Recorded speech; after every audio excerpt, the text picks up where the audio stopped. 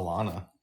Yes. Happy New Year, everybody. Happy New Year. Happy New Year. This will be out in mid-February. What? No, I don't know. I said this will be out in mid-February. That's funny. Babes. Yes? We're going to watch the movie Trumbo tonight. I hope it's good. I do too. Mm-hmm. And I've been reading the book that it's based on. Mm-hmm. I'm not sure how much of this book is true, but I'm really enjoying it. Uh-huh. And I'll tell you what's making me question the validity of it. Okay.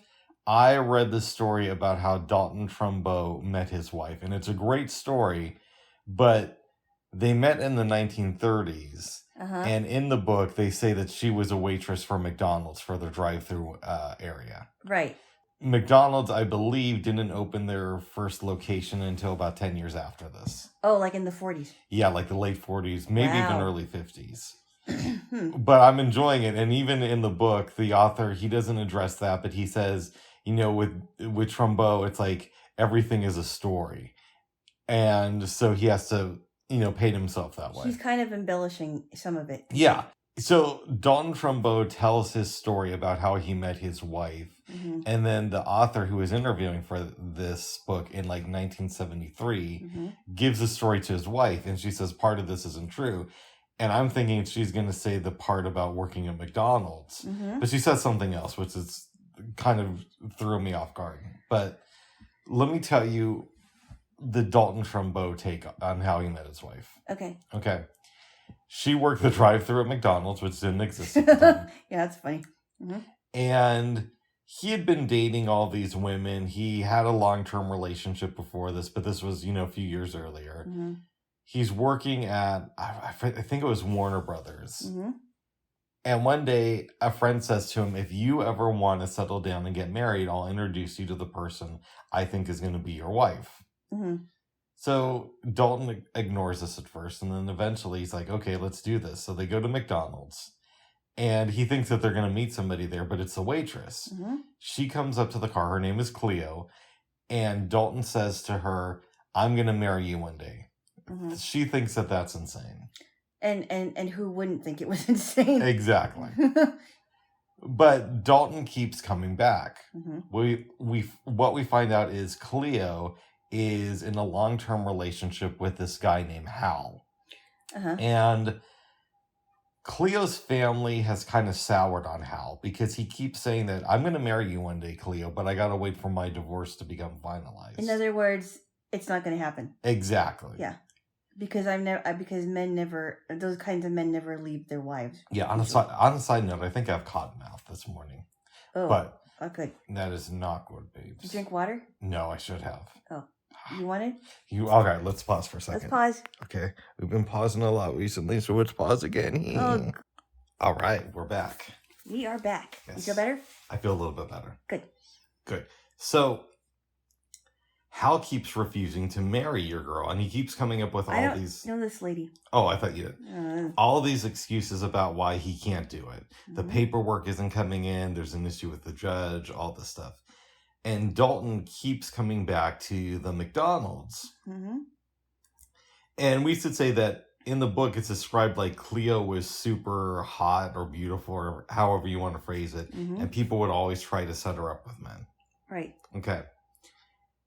And eventually, Dalton says to her, you know, you can be anything you want. I want you to start thinking about your future. Mm-hmm. I'd like to send you to secretarial school. Mm-hmm. She doesn't want to be a secretary, but eventually she gives in and lasts 2 weeks because she's doing the school and her job at night. And she doesn't like the idea of becoming a secretary. Yeah. So she quits, gives him his money back.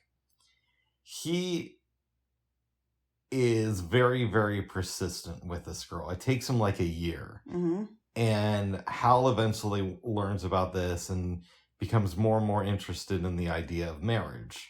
Right. But he doesn't know about Dalton. He doesn't know what Dalton looks like, but he knows about him by this point. Mm-hmm. Dalton finally convinces Cleo to go out on a date with him. But wouldn't you know it, that same night, Hal says that his divorce has come through and he wants to go to Vegas to marry Cleo. So they go. Dalton finds out about this. He has a lawyer look into it and find out that because Hal was never divorced from his first wife, the marriage to Cleo is invalid. And she has like 3 months to contest it, I think. Wow. And Dalton doesn't know what Hal looks like, but he knows where Hal works. Mm-hmm. So he starts going there, and eventually him and Hal strike up a friendship. Not really a friendship because he's spying. And he's learning all this stuff about how the... So kind of like a rapport, but not really. Yeah, exactly. Mm. And he tries to use this information that he finds out on your girl Cleo. I don't know Cleo. Okay. This comes ahead near Christmas of 1937 or 38. Mm-hmm. And she's supposed to go off with Hal, but for whatever reason, she ends up not going off with him, and her and Dalton get together and eventually get married. Oh, wow. And again, I have some issues with the validity of the story. That almost sounds Hollywood to me. It's very Hollywood. That's what it sounds like. It sounds like a Hollywood. Yeah, it's a larger than life story. Mm-hmm. In some ways, it's more a question of the validity of the author, right? Because Dalton Trumbo is a storyteller. Sounds like the guy on Big Fish. Yeah, exactly. Mm-hmm. But it's up to the author to do a little bit of fact checking, or just say, by the way, McDonald's didn't exist back when the story took place. Yeah. Yeah. When I got the book, I thought it was going to be somebody who wrote about Dalton Trumbo after he died. Mm-hmm. I didn't know that the author knew him back in the 70s, near the end of his life. Mm-hmm. What I've heard at several places is that Dalton would often spend like a lot of time in the bath. Like his wife said he would spend the whole day in the bath sometime. Really? And he had a setup, don't ask me how he did it, where he had like the stand and he would somehow write scripts from the bathtub. While he's in the bath all day? Yes. And he's getting, and his skin is getting wrinkly? I guess so, I don't know. Oh, wow. Yeah. That's interesting. How do you feel about all this? A little bit hard to believe. Mm. Well, the bathtub thing I do believe because I've heard it so many different places. Oh, that he likes to spend time in the bathtub a lot? Mm-hmm. Wow. It is a relaxing place if you make it that way. Uh-oh. I like it. Yeah. But I can't be in there all day, though. I'm not a bath person, as you know, but I watch these luxury apartment and home tours. And occasionally they'll show really unique bathtubs. Like there's a copper bathtub. Mm-hmm. There's these metal bathtubs. I guess copper is a form of metal, right? I don't know. Okay. I think it's kind of like, how silver is. Yeah, they look really, really nice. Mm. Wooden bathtubs? Yeah, the wooden bathtubs. Was that nice? That one looks super cool. Wow. And it was in this apartment in New York. So you'd sit, I guess you'd be in it. It's like a soaking tub. And you'd be able to look out on the city. Wow. Because it was like right by some huge windows. Wow. Yeah, that seemed cool. And then marble bathtubs. Ooh, marble. Yeah, what do you think about that, babes?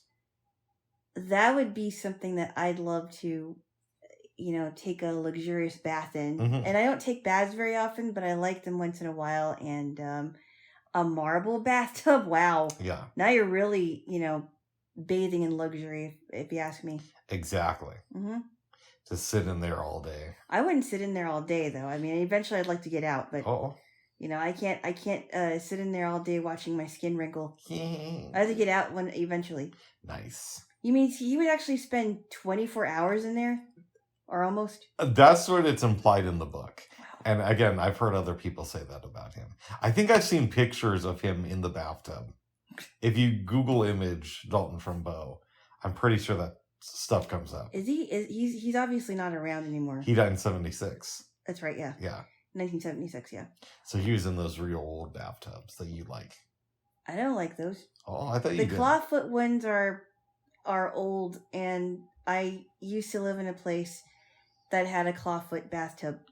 When I think about old bathtubs, I just can't get out of my mind how many people have had their ass in here. Oh my goodness. I can't. I'm just telling you what Bubs, it is. People clean them, Okay. It's not like their butt's in there for too long. You have to clean it. Oh my goodness. You can't just, Yeah. You can't just sit in a grimy bathtub. Yuck. I know. people clean it, People that actually like baths do clean their bathtubs. Well, that's good, babes. Jaylo, you're gonna... You called your mom last night. Yeah, I called her back. Yeah. Oh, jeez. Yo, MAGA mommy. Bubs. No, go ahead. Tell me. Stop calling her that. Sorry, what happened when you called? Well, everybody who's listening doesn't know this, of course, but I'm annoyed because she had this idea that she wanted to visit me on the week of the 3rd. Yeah. Which... 2 days from now. 2 days, which is only 2 days from now. Not only that, I have an orientation to go to on Wednesday, and my classes start on Thursday, which doesn't give me a lot of time to spend with my mom. And it won't give me a lot of time because I'm going to be doing things pretty much for the entire day, except for the times where I finish at 12. But even so, it also probably will include homework. Yeah, I would hope so. Yeah. So it's annoying that she would pick this inopportune time, especially after I told her that I couldn't come up north. Yeah. Because my classes were going to start on the week after New Year's, and now she picked the 3rd, or she's thinking about picking the 3rd to come over here, and I don't like that idea. When you told me this, I said you should call her back and talk to her about this, and you're like, no, Bob. Well, because it was getting late, and I told her I was going to call her today. Yeah, and it's also New Year's Eve last night too. So. It was New Year's Eve, yes. Yes. So 9:30 on New Year's Eve is a little bit than 9:30 the rest of the year. Huh? 9:30 on New Year's Eve is a little bit different than 9:30 the rest of the year because you said it was getting late. Well, I mean, it's getting late Pacific time, Bubs. And it wasn't 9:30 when she called me. It was like 8:48. Oh, but you called her back around 9:30. No, I didn't call her back at 9:30. I called her back like around 8:30ish. Okay, see, so it wasn't that late. But still. Okay. She was doing something. Give me a kiss. No. Why not? I don't want to. You're upset about your MAGA mommy. Why should I don't call her that, Bo. I thought you'd give me a kiss, babe. No, I don't want to. Why not? I'll kiss you later. Okay, but 2 seconds. I wish you weren't so charming. Oh. Then I could resist it. Oh, well, good. Yeah. That's why I can't stay mad at this man for too long. See, that's a good thing. No, it's not a good thing for me. Yeah.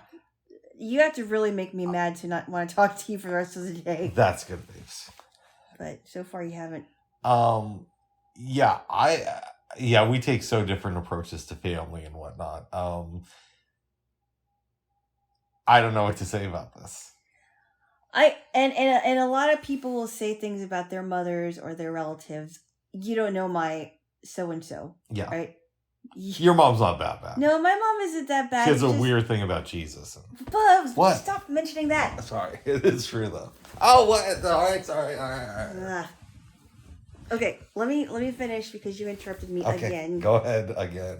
No, it's just I love my mom very much. Don't ever think that I don't. But the thing that really is so frustrating is that she likes to get too involved. Yeah. And it makes it very, very hard for me to be assertive because she's very insistent. Oh. And persistent. She's insistent and persistent until I give her a reason why. And then she really has to listen. And I understand because supposedly she's supposed to leave in February, but I personally think she should wait. I really do. To leave? No, to come over. Yeah. Not to leave. She's planning on leaving in February. Yeah. To go back to the Philippines, but I want her to wait to come and visit me when I actually have some free time. Oh.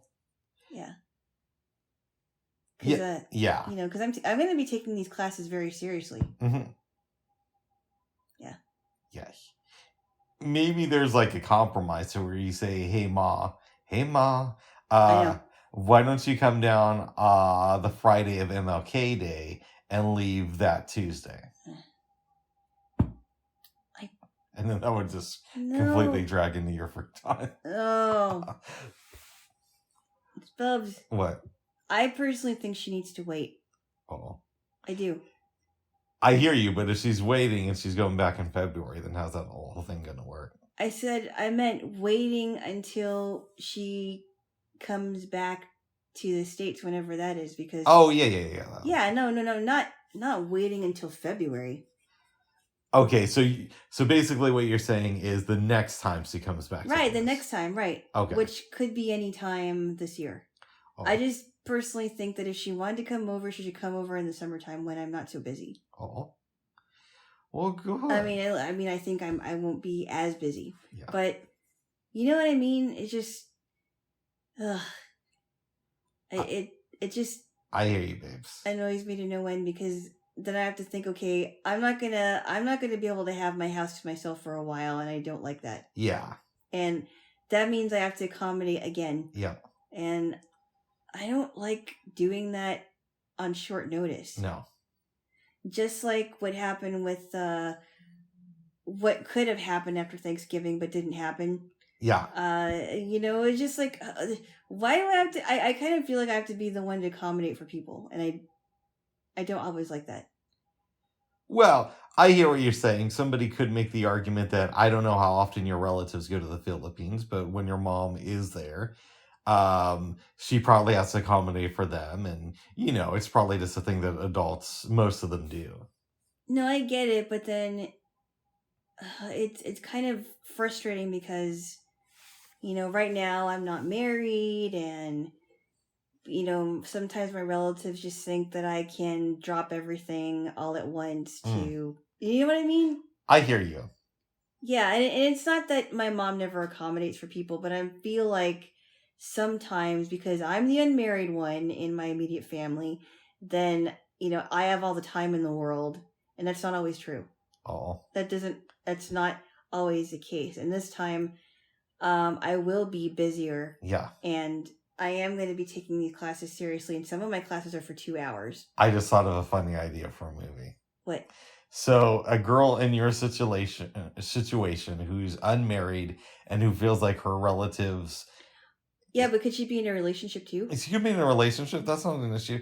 Okay. But she's unmarried, and her relatives are very, old school. Mm-hmm. And so what she decides, so they think to themselves, oh, we can come over whenever we want. By the way, they don't come over, but I hear what you're saying. Yeah. And so she decides, well, if one of my other sisters was unmarried, then they would bother her too. So she sets about to ruin the marriage of one of her other sisters. To get her parents off her back. Yeah. Oh, that's just horrible. Yeah. And chaos ensues. Mm-hmm. It could be like a different comedy. What do you mean a different comedy? Kind of like a darker comedy. Yeah, that's what I'm thinking. I don't know. But we will talk about that later. Oh, goodness. Yeah, that's interesting stuff, babes. Right, it is. Yeah. Or, what'd be funny? Because we're talking about, oh, goodness. Oh, goodness, yes. As we've talked about here before. Mm-hmm. Wouldn't it be funny if, how some people, when they want attention or they don't want attention, they'll exaggerate things. Yes. What if the main protagonist doesn't want her parents to come, and she makes up this exaggerated thing like, oh, well, such and such is going through a divorce. See, the only problem is the main protagonist doesn't lie. Oh, well, then she needs to. Okay. And she has to feel guilty about it. You know what I mean? She needs to lie sometimes. That's a possibility. Because humans lie, unfortunately. Yeah, but she's like a super goody-goody.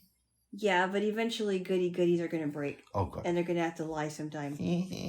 And that's going to prove that she is a flawed human being. Nice. I'm going to fix this. What? Oh, my pillow? Yeah. Oh, you're always Actually, it's my pillow. Oh. And anyway, I think that she needs to do something different than what she usually does. Yeah, that's a possibility. We could break with character. Yeah, because she is a flawed human you know what we could do, babes? What's that? We could have her wake up from, at the end of the episode, we discover that it's a dream that she was lying. And she tells her husband, I dreamt that I was this evil woman who didn't love her mother. I don't know. It's just an idea. It is. That is a funny idea. Yeah. But I like the idea of her actually having to lie for something. That's true. We'll play with it. Yeah, because nobody is exempted from lying. Even though people say, oh, I never lie. They do lie. Mm-hmm. They do lie at some point. To either protect somebody else or to protect themselves. We all have. Yeah. To say that people never that certain people never do is a lie already. That's true. Yeah, I remember this one. I think it was an interview or it was something that Paula Abdul wrote, and she says that she doesn't lie, and I'm like, yeah, you do. Yeah, you do. Everybody has. Exactly. Even if it's a little lie, you do lie. Mm-hmm. Everybody lies. We're wired to do that. It's part of our nature. It's not good, but we do that. Stuff happens. It does. Yeah. Life happens, and sometimes, I mean, people lie about their mother's cooking, their father's cooking, dresses that girls are wearing. Didn't you used to swear in front of your mom when you were a little kid? No. I may have said something by mistake, by accident. I told you that, Bubs. Oh, yeah. I didn't do it on purpose. Oh. What? What? You're lying about No, I'm not. I remember the story wrong. No, you're lying about what I think. I wanted to get clarification. Okay. No, I didn't do it as a form of habit. Nice. Do you remember? Bubs. What? Can we please get off of this? Okay. All right. Really? Sorry, babes. I don't know. I know you want to dissect my character. Because it's fun. What? No, you just made me laugh. I love you, babes. Oh, my goodness. Well, I hope things go over well with the old mama. Yeah, there have been things where she thought about, and I gave her something to think about at times. Mm-hmm. Yeah. Yes. Like when I was getting my iPad, right? She wanted me to get some. I think she wanted me to get something else, and I said, yeah, she wanted you to get like a cheap Android thing that would have broken down after a week. Did she? No, I mean she didn't phrase it like that, and I don't think that's what she thought. But you know. No, I forgot what it had to do with the iPad. I said, I think I should get. Oh no, I think she wanted me to get a phone first. I do actually see a little bit of validity in that argument. Mm-hmm. But yeah. But I forgot what it was. But at least with my iPad, I'm getting a glimpse of what the iPhone is going to be. Yeah, and again, I would only make the argument that you are in your 40s and maybe you should take a little bit more self-control. You don't know my mother. Oh, I met your mom. No, I mean, I know you've met her. You know, I love her very much, but when it comes to negotiating, it's not always easy. I'll just say that. Okay, okay. It's not always easy because she doesn't always, she doesn't always want to listen sometimes. But that's just the way that I perceive it. Yeah. Well, good, babes, good. Yeah. But even negotiations with other relatives is hard too. Yeah. Wow. And like you said, when you were talking about me being the minority, it really does feel like that sometimes. It is that way in your own family when you're a person with a disability. And they may not even realize it. Okay? I'm not saying that they do this on purpose, but they may not even realize that it's happening. That's true. Yeah, and it's hard. It's very hard. Well, good. Babes. Because when some people are very and yes, I can be stubborn too. I'm not going to say that I'm not, but some people are so stubborn that even if you tell them in a different way, they still won't listen. Oh. Yeah, that's how I feel sometimes. Yeah. Babes. Yeah. When we got up this morning, there was a little bit of a disagreement. And we both agreed that you were out of line.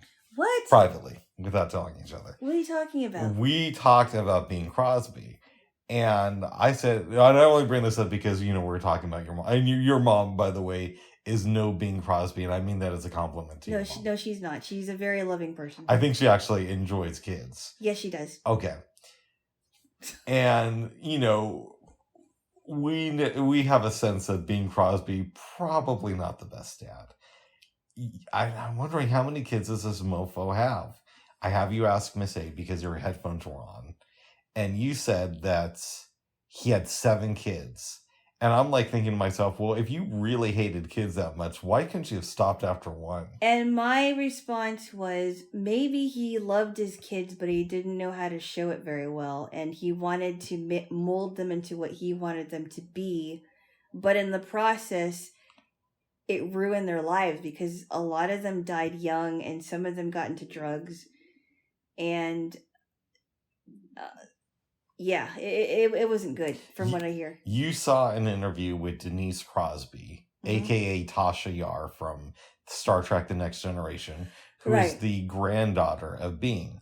Yes. And if I'm remembering this right, you said that she never met her grandfather, even though he passed away when she was in high school. It was either high school or when she was older. I think it was high school. And I think what happened is, and this is only from what I heard from her, she wanted to meet him and his brother wanted her to meet him. And I believe he did too, but he died after his golf game. I think our argument where you were out of line is we had a bone of discontention because I said, well, if he was really that great of a dad, he would have met his granddaughter before, she was in high school.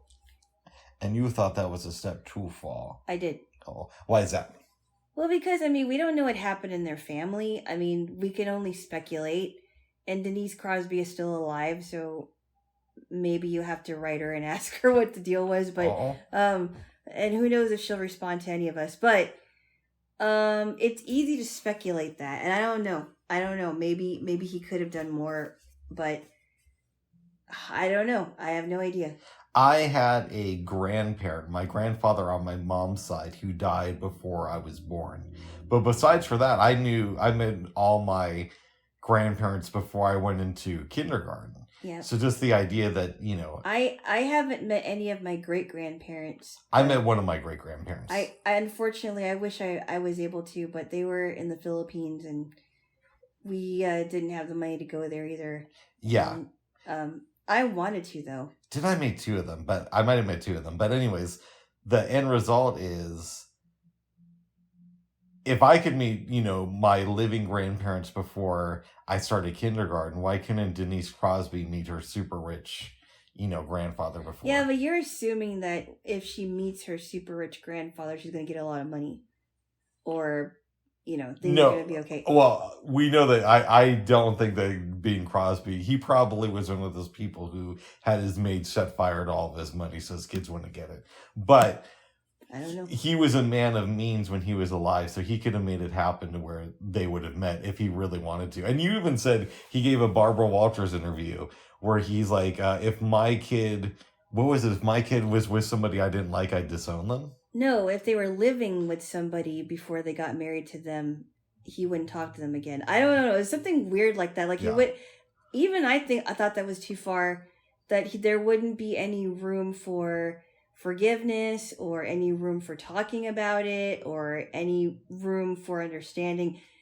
He wanted to, it seemed to me like he wanted to mold those kids into what he wanted them to be, and there were no questions about it. And maybe, some parents are like that. They don't know how to show their love to their kids. Your mom is no Bing Crosby for sure. No, she's not. But she's a very she's a very loving person. Yeah. And I just get the sense from Bing Crosby, like, why have so many kids if that's going to be your attitude? Maybe he does like kids, but he doesn't know how to relate to them, his own kid. Do you know what I mean? Because some parents like kids, but when it comes to their own kids, they don't know how to relate to them. But he can relate to other people's kids. I don't know. Some parents are weird like that. I wonder if they even bothered going to the funeral. I wouldn't. Well, some of them are dead, so I don't know. No, but weren't they all alive when Bing Crosby died? Or no? No. Oh, no, really? They died before then? No, I think some of them, or at least maybe even 2 of them, I don't know, but some of them died really young. So. From drug issues, you were saying. Yeah, and I don't know what else, but it's a sad situation. I think one of his sons wrote a book that might be on Bookshare. That might be an interesting read. Yeah. Yeah. Read He had a about lot of kids. read about this jabrone. Yeah. One of the kids was named after him, I believe. Oh. His real name was Harry. Oh, I didn't know that. Yep. Nice. And I forgot the story behind the name Bing, but it was I forgot what it was. It was because he liked some person named Bing or whatever, or character named Bing. I forgot. Wow. I forgot what it was, but Bing Crosby stuck with him, so that was his stage name. Yeah. Yeah, but his real name is Harry. Wow, interesting. There are books about Bing Crosby. I'm sure there are. There's a 3-part biography on him on Bard that I tried to read, but they did that thing that I don't like, where like every other paragraph they say something like note this, and this, end note. Yeah. And it got to be a little bit overbearing with the footnotes. Yeah, I will give up on books fairly easily if you just bombard me with footnotes. It is annoying. Yeah. Sometime in history books they do that too. History books I'm a little bit sympathetic to, but if it's all the time. Yeah. And if it's simple things, like if it's like, note, January is before February, and a note. And some books are like that, where it's like everything has to be a footnote that doesn't need to be. That annoys me to no end. Yeah, I get that. Yeah. What was I gonna say? Yeah, I'm sure that there is some interesting books on Bing Crosby, because I'm sure he's a complicated guy. Mm-hmm. He isn't just like, oh, he's a horrible person, but I'm sure there's some complications to him too. There must have been some good qualities. He grew up I think he was born in Spokane, Washington. Yeah, you're telling me that. Yeah, and I forgot where he grew up. It might have been in the Northwest. Mm. No acting experience, no singing experience, but he picked it up. Oh. Which I think is pretty impressive, actually. Well, good. Yeah, that's what I hear. Yeah. Now, I think that you should, maybe I shouldn't phrase it this way. Some people have speculated that maybe what your mom needs is a good man at this point of her life. Oh. But you disagree. No. Oh. She's too busy. Oh. She has other things on her mind. She's not thinking about that stuff. You don't think that your mom has like a man on the side? No, I don't. That you just don't know about? No, I really don't. Wow. I really don't. I would have known that already. Oh. I would have known it. She would have been open about it. Interesting. Yeah. That's interesting to me. Why is it interesting? I don't know. Some women are divorced from their husbands and they don't get married again, or they don't see any other guys again. Yeah, but you think that there'd be like some booty calls or something. Ow! What? What was that for? What? I'm just speculating, babe. I'm speculating, boy, today. You're getting Jaylo irritated. Oh, sorry. Give me a kiss. No. Oh, for your sake, come on. No, you're being rascal boy. And we talked about that before. I'm being inquisitive, boy, babe. Inquisitive and schmisitive. Okay, give me a kiss. No. No, this is for your mama. Oh my goodness. What? You. So, yeah, and your mom didn't date anybody before your dad that you know of? I met someone that wanted to date my mom. Yeah. But I don't think they dated. No. No. No. She's dated somebody before my dad, I believe. Okay. But I didn't meet the guy. But she didn't date anybody after your dad? No. Okay. I don't believe she did, no. Wow. No. I'm sure there were people that wanted to date her, and I know that there were. Yeah.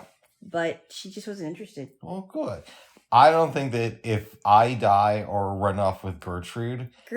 Yeah, I don't think that you should date anybody after, however we finish. Bubs? What's up? It wouldn't matter, Bubs, because you're going to be dead. Oh. Not that I would ever date any. Like, if I married you or something and you died, there is no guarantee that I would be with somebody else afterwards. Because if I was married to somebody for a long time and they die, I don't think I'd want to marry anybody else. What if I'm like that country star dude who died on his wedding night? Oh, it's so sad. What was homeboy's name? What was it? Jake something. Yeah, it just happened like a couple months ago, right? Jake, I think his name was like Jake, was it Flink? Or I don't know. Something like that. He was like an up-and-coming country superstar, and he was only 37. Yeah, he was younger than us. So, yeah, a little bit. Do they know what happened to this dude? He died in his sleep, I heard. Okay. But I don't know. Otherwise, I don't know. Is it Flink? I think it's Jake Flink or something. I'll accept that. I don't know. I don't know. I just remember hearing about this case. Yeah, it was really horrible. Mm-hmm. Yeah. And we don't know the details of Christine McVie's disease. Yeah, that's different. She was older. You know what I mean? 75? Well, 79, but that's still... I don't know. This Jake dude gets married and dies a night up. I wonder if maybe Babes, he had like some terminal illness and they got married because he was near death anyway. I don't know. There's speculation about that. Nobody knows at the... It's so tragic to hear about that. Like a couple gets married and one of them dies. It almost reminds me of Mimi Corcoran, you know? Yeah, exactly. She got cancer, and she probably had cancer before they got married, I'm guessing. And then she dies the morning that they're supposed to leave for their honeymoon. Yep. And, go to Mexico. Just as they just are settling in as a married couple. Did you ever read that book, The Saturday Night Widows Club? No. I think I read it like not too long before we started dating. That's a fictional story, right? No, it's not. Oh. It's about these women who get together and talk about what it's like after their husbands die. It sounds very depressing. It was an alright book. Oh, really? Yeah. And it was based on a true story? The author, I think, was involved with this group. Wow. Yeah. And how long has she been without her husband? I think for a couple of years at that point. She wrote the book. And these women were married to their husbands for a long time. Some of them were. Some of them, like one lady was in her 30s. She was only married for a couple of years and her husband died suddenly. Oh. Yeah. Wow. But if I die, or even if we break up, I would appreciate you. This is one thing where I'd say imitate my mom. And my mom, no, don't imitate my mom, imitate your mom. I'm dyslexic. Wait, well, Bubs, you have no control over it. I know, but this is my recommendation to you. It's not like you're going to find me and say, Alana, what are you doing? Oh, my goodness. It's not like you're going to be able to haunt me after you die. I will only do that if you mess with the archives. Then I will haunt you. Oh, my goodness. Insane. Oh my goodness. That's why you don't mess with the archives, Whoa. How would I mess with the archives? By not releasing them to the public. That's not messing with the archives. That's just keeping it to myself. And by the public, I mean my friends. And family. Why does it have to be me? Why couldn't it be somebody else? Because... I don't know. I'm not a tech person. I know, but I'm going to put them on a thumb drives. All you have to do, babes, is at the funeral, pass out 2 thumb drives to everybody who shows up. That's all you have to do. That's kind of weird, though. Don't you think? No.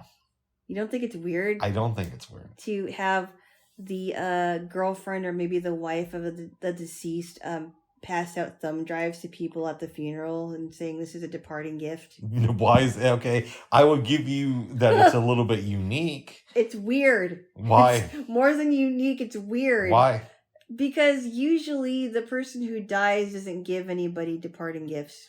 But babes, I want them to feel like there's still a piece of me that they have access to. And this is a way to do it. Why not make a scrapbook? This is an audio scrapbook, in a sense. Oh my goodness. You sound tired, babes. A little bit. Oh. Yeah, because we went to bed a little bit late, obviously, because it was New Year's Eve. Yeah. Yes. I may have to nap a little bit. Oh. But, I don't know.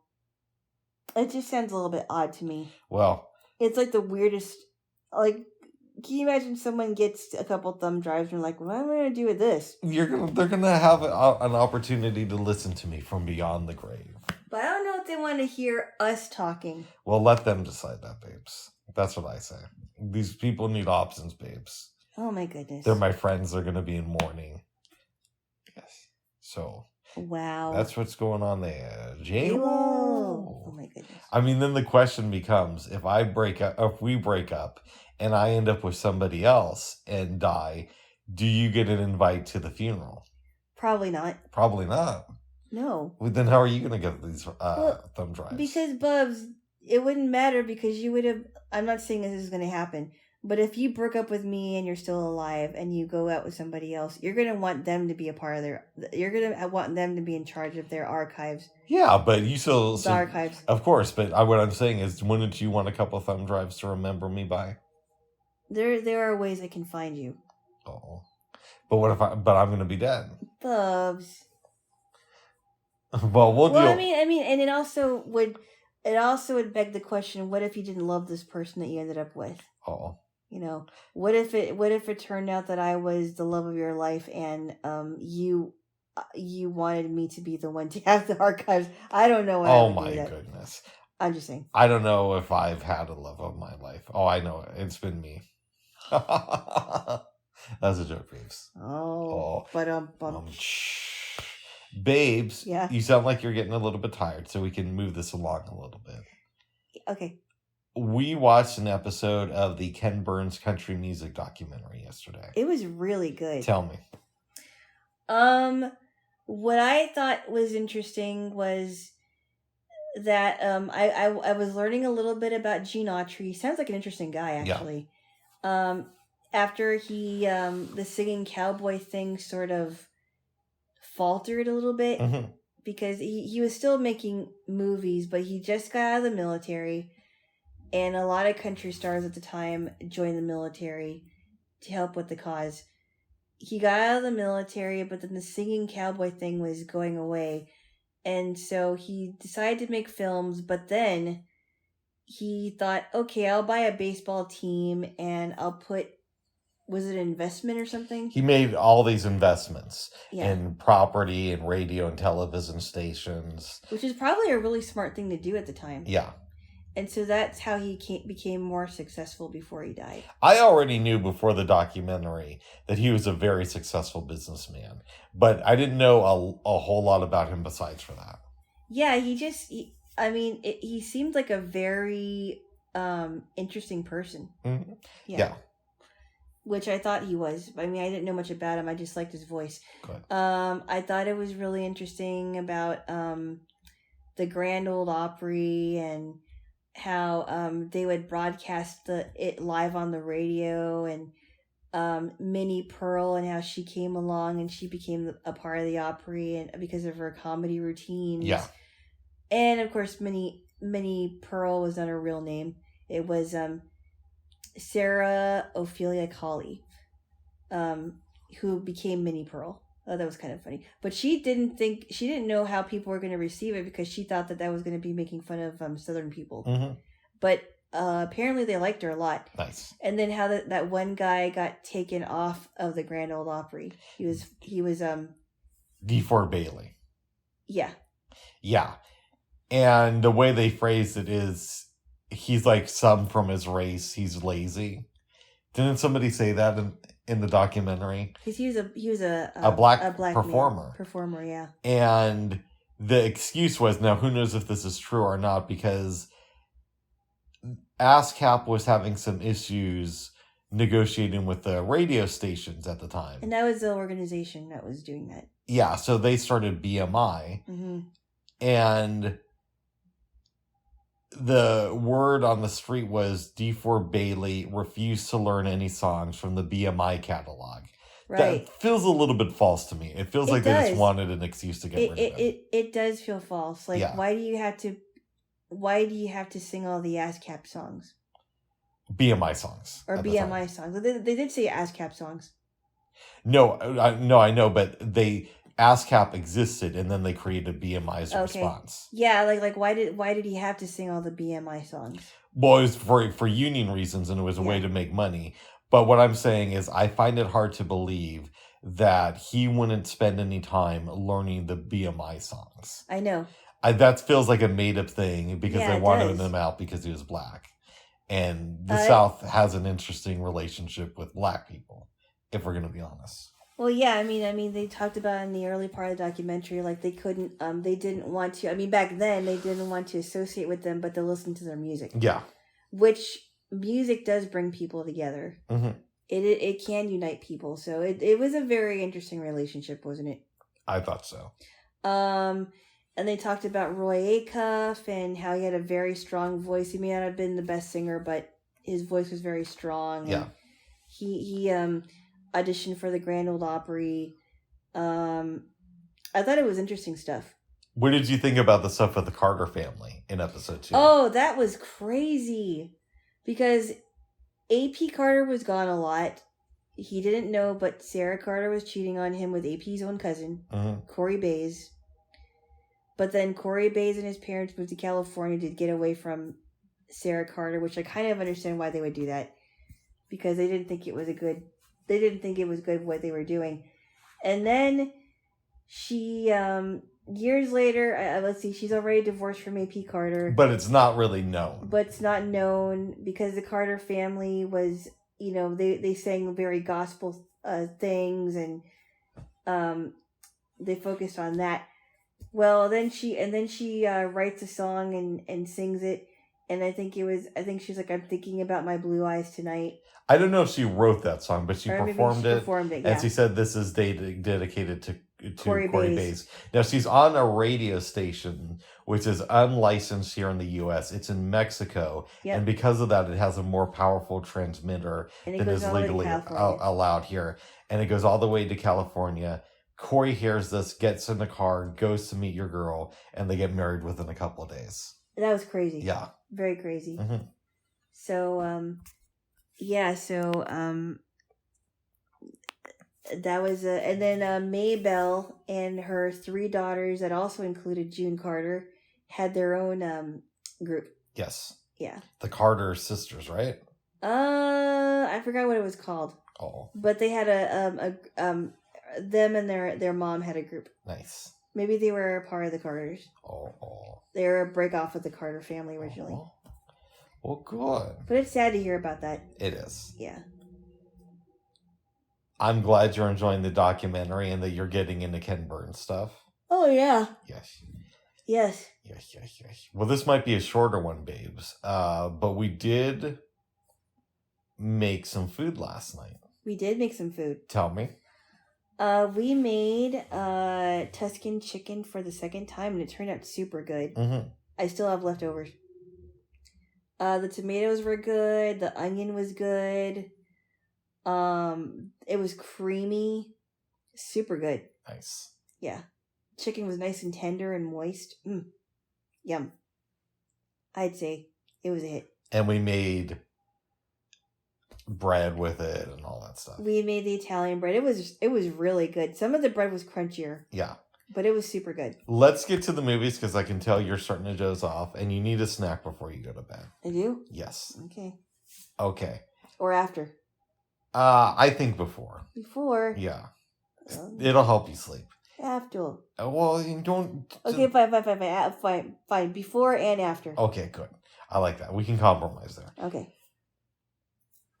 In 2011...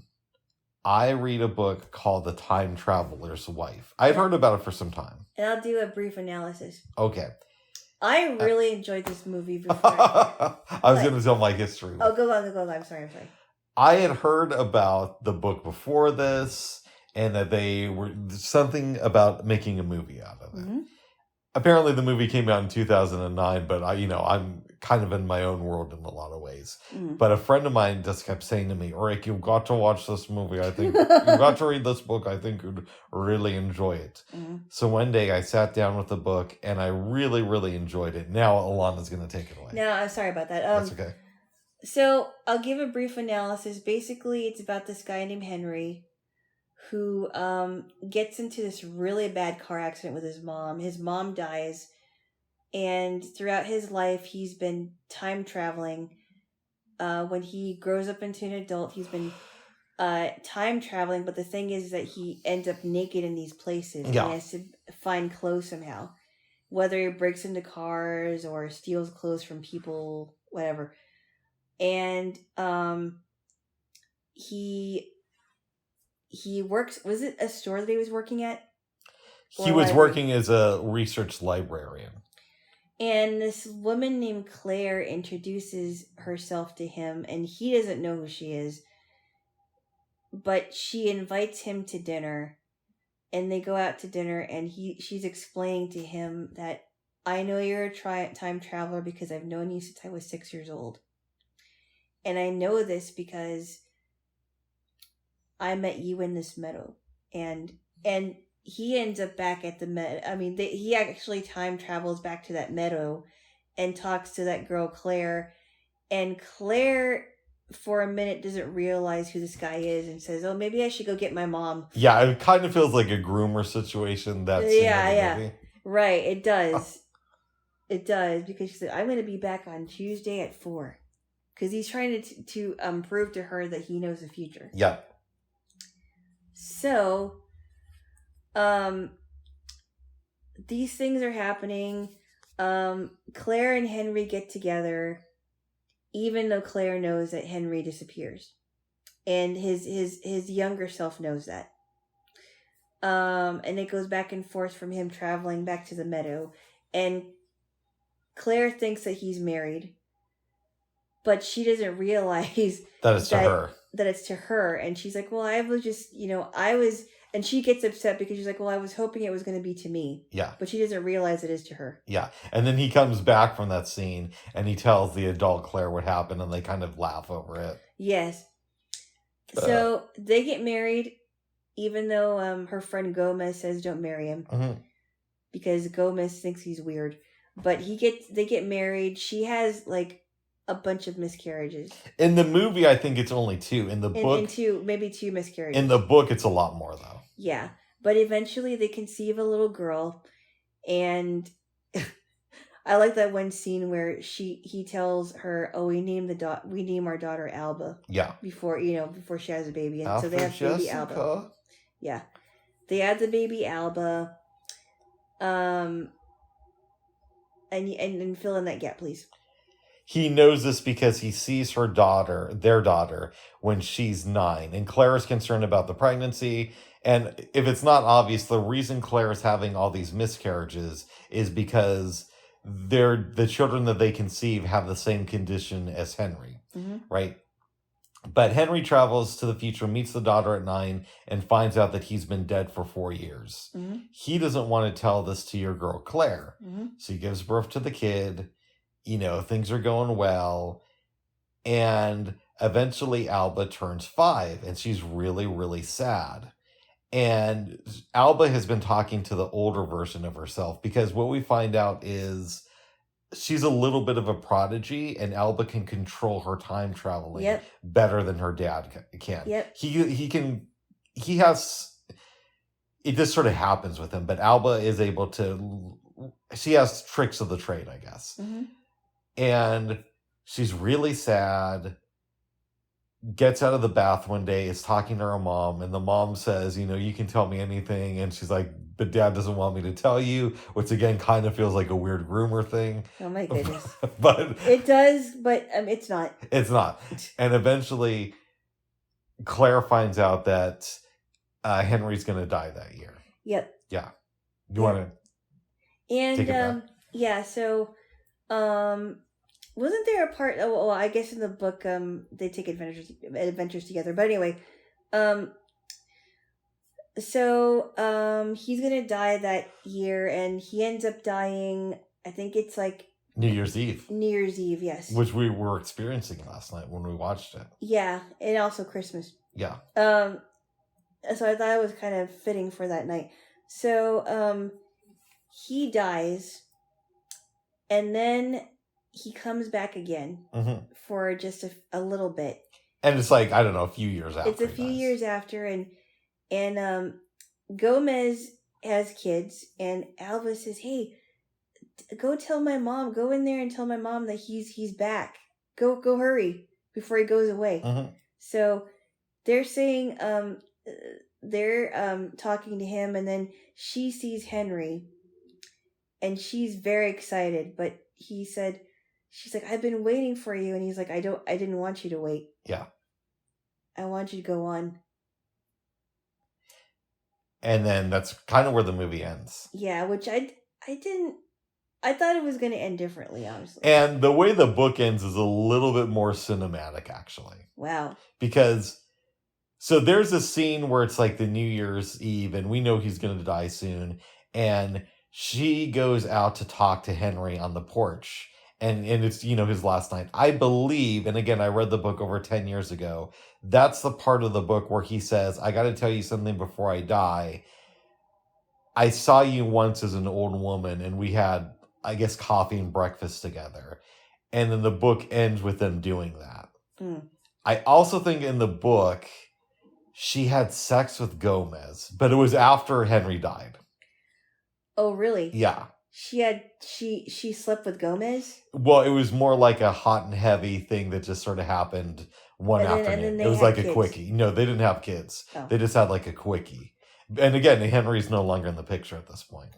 Wow. Yeah. Okay, that's interesting. Maybe I just didn't want to put that in the movie. Yeah. Yeah. Uh-oh. Sorry, go ahead. But, yeah, that's how it ended, but I really enjoyed the movie. I did too. I wish they would have ended it like they ended the book, but for the most part, it was really well done. You told me that Alba and her father would travel together, you said. Yeah, they didn't elaborate on that too much in the book, but what they did say is that Claire felt a little bit jealous because Alba still had her dad in her life in some way, and they were able to do these cool things. Yeah. Yeah. See, that would have been interesting. Exactly. Yeah.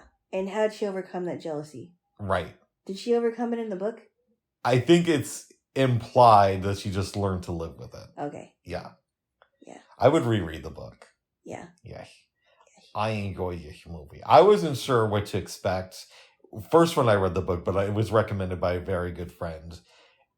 And then when we saw the movie, I was like, how much are they going to change this for Hollywood? Yeah. And again, obviously there were a few changes, but it stayed pretty true to the book. Yeah, I think that well done. Yes. I like the little girls who played Alba.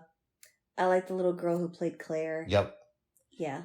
We saw Ned Ryerson. Ned? Needle Nose Ned the Head. He played Dr. Kendrick. That's right. Yeah. Stephen Tobolowsky. Yeah. Ned? Who was the one that Ned punched again? No, Ned didn't punch anybody.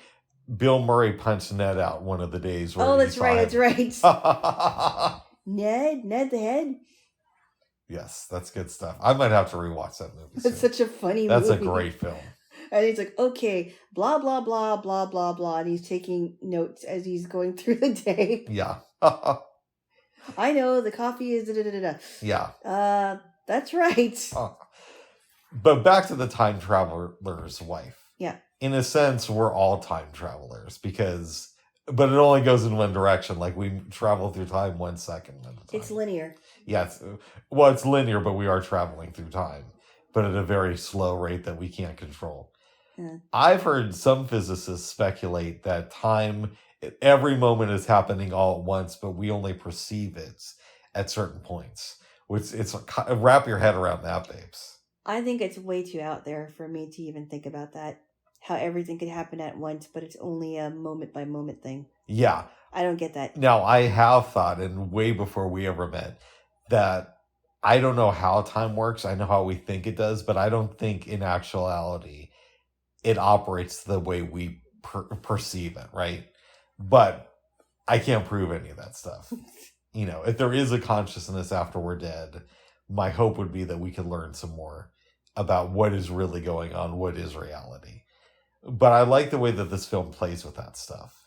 Yeah, it's fun, and especially when remember when there was one scene where he disappears and he's like, "I miss Christmas," and she's like, "And New Year's." Yeah, that was great. She was kind of pissed off at this dude. Yeah. And then I like when he takes her and gives her a winning lottery ticket. It's not too long after that scene. Mm-hmm. And they win the lottery. She's like, "We can't keep this." He's like, "Oh, okay, I'll tear the ticket up." She's like, "No." And he looks at her and he says, "There are many downsides to my disorder, but this isn't not one of them." Yeah, that's great. And then they're going to the house. They're checking out the different houses. Yeah, and it's like, Claire. He goes, "Claire, we're home." Yeah. Because he figured out which house would be good. Mm-hmm. I thought that's pretty cool, though. That's good stuff, babes. But I thought it was a funny scene when he's like, "We name our daughter Alba," and she's like, Alba? Yeah. Yeah. Alba? Sounds like an old lady's name. Sounds like something Jessica would do. Wah, wah, wah. I know, I already kind of said that joke earlier, but no. There's Jessica Alba, who's an attractive young lady. Yeah, she's about a year younger than me. Yeah, she probably also takes baths, right? I don't know. You'll have to ask her husband about that. Oh. I think she's still married to him. Isn't she married to some, like, rich hedge fund dude? Well, she's married to someone named Cash Warren. But I don't know if he's rich or not. Cash Warren, that sounds like an Instagram person. No, that's his real name. Though. Okay. But you know what I mean. That sounds like somebody you'd see on Instagram. I don't know. Okay. If his name was like Cash Money, yeah, probably. Okay, like the Cash Money click. I guess. Yes. There was the Cash Money Millionaires. Yes. And then Ja Rule was involved with the Cash Money click, right? I think so. Ja Rule's always biting off people. Like, first he was part of the Cash Money click, and then he sounded like DMX. And he did sound like DMX. Yeah. Like, way too much like DMX. Yeah. I don't know. I mean, he might be a nice enough guy. I still can't believe that DMX just died last year. I know. It was crazy. I don't like that, babes. I don't like it either. And he wasn't old. He was 50. Only. Yep. Yeah. Just like when Bernie Mac died at 50. I know.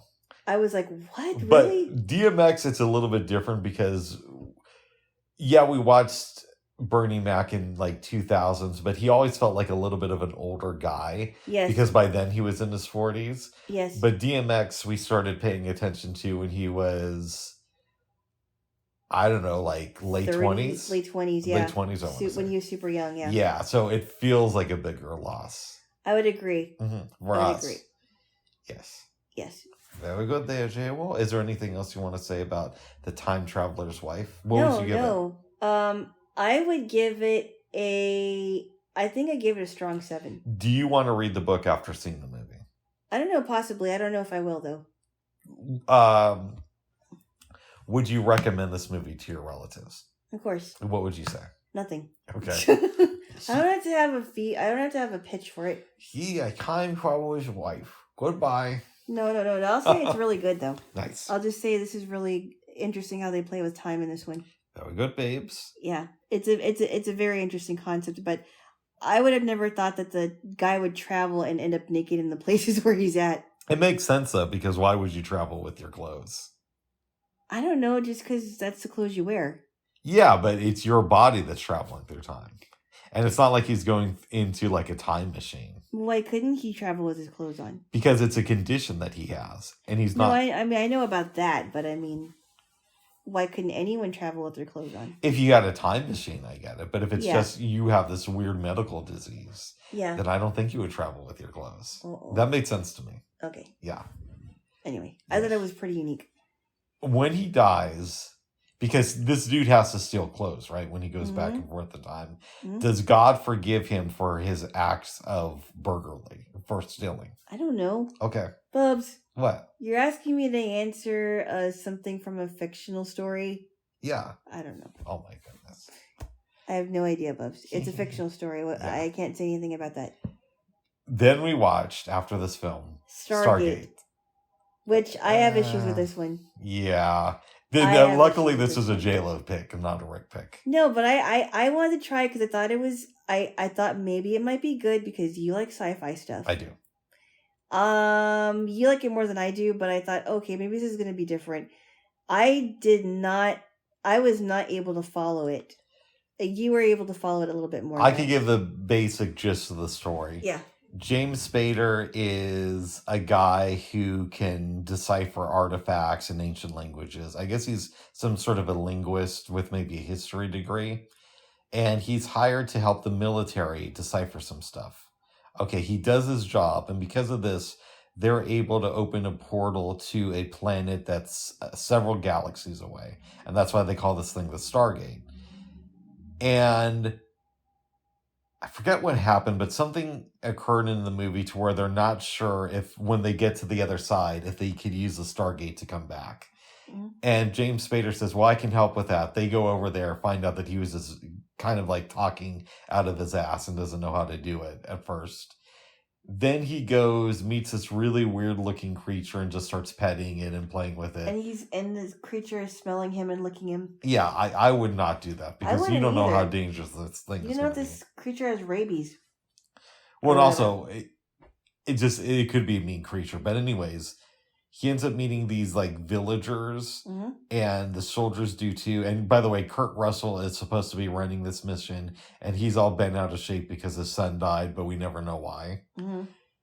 And they become friendly. We find out that there's like this ancient, powerful person named Ra who is oppressing everybody. They end up killing him.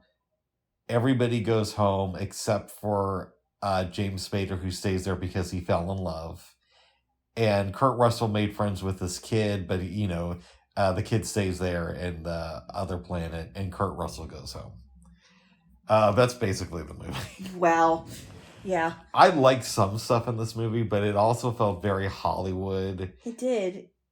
And unfortunately, we didn't find a descriptive version and there's a lot of subtitles. And there's a lot of subtitles because they're speaking in a different language. And I just did not. It was just so hard for me to follow. I think it would make a better book than a movie. Right. And I don't know how good the show is. Yeah, because they did a bunch of shows based on this film. Yes. I don't know what else to say, babes. I mean, Kurt Russell's good in it, but he's good in everything. I think I have to give this movie a 6. I might have to agree with you. But the other one, strong 7. Nice. Yeah. Well, good. Well, babes, you did not have any dreams last night. I did not. Yes. I know that you're tired and you probably need a snack, so maybe we should wrap it up. Okay. All right, well, give me a kiss first. Okay. Hey! What happened? What happened? Bubs, what? You better stop it. Stop what? What did I do? I touched you. No gropey. All right, no gropey, babes. Give me a kiss. All right. Bye-bye. Bye-bye for now. Happy New Year.